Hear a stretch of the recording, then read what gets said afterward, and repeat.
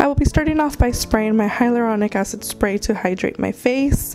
I will be going in with my Say Illuminator all over my face just to give me some glow underneath my foundation. For foundation, I will be using my Say foundation. It is literally the best. It's super lightweight on the skin and it's so glowing, so I've been using this ridiculously.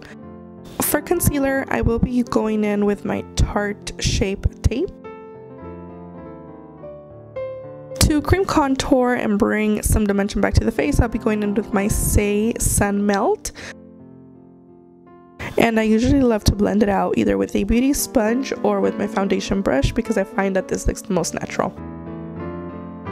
Going in with my banana powder, I will be applying this underneath my eyes and just setting my face with it. To set the bronzer, I will be going in with the Say Deep Translucent Powder.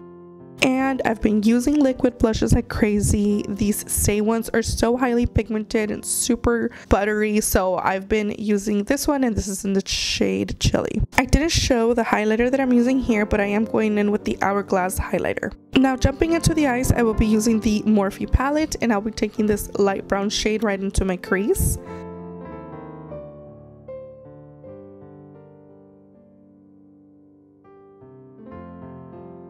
Then I will be taking a darker shade and applying this as close to my lash line as possible.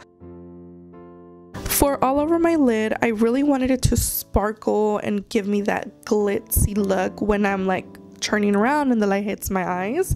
So I am using this MAC Cosmetics pigment. Then I will be going in and doing a tiny wing with a liquid liner, and this is from the brand Essence. And I'll be popping on my lashes. I've been loving this cherry lip combo. I will have everything listed down below. I did wear this makeup look to my friend's gender reveal. I thought it was the perfect holiday makeup look.